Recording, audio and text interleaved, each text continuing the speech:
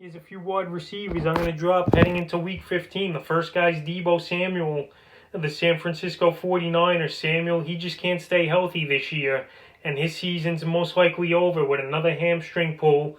Coach Kyle Shanahan of the 49ers said he's going to be out a while, and now with 2 weeks left in the fantasy season, there's no point of holding on to him. He's still owned in 74%, but now Samuel, he's a guy you drop unless you're in, keeper leagues or dynasty leagues. But as a regular season redraft league, he's not coming back. There's no point to hold him on your IR. And it was pretty much a lost season with Deebo, missing tons of ball games with the hamstring and knee injuries. So cut Deebo. The second wide receiver is Chark of the Jacksonville Jaguars. Chark, it's just been a lost season for him as well. And Chark, he just hasn't done anything since Week 9 now. He had single-digit fantasy points since then. And his last 2 weeks, Week 13 in Minnesota in a great matchup, 7 targets, 2 catches, 41 yards.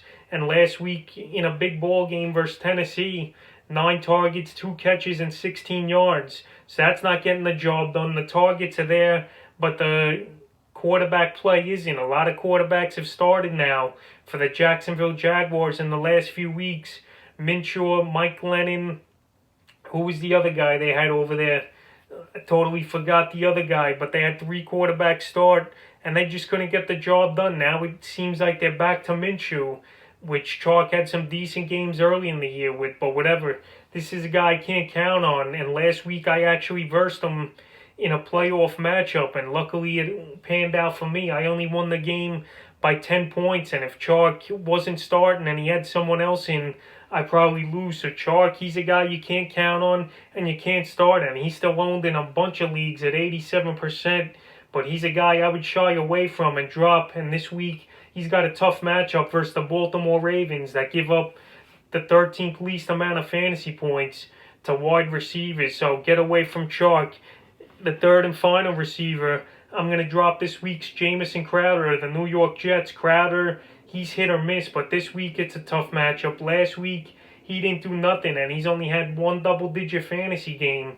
In his last 4 is Jamison Crowder, and last week in a plus matchup versus the Seattle Seahawks that give up the most fantasy points to wide receivers, he only had 5 targets, 2 catches for 7 yards, and this week he's got a very tough matchup versus the Los Angeles Rams that give up the least amount of fantasy points to wide receivers. This Jet team's a mess. They're not going to win a game this season.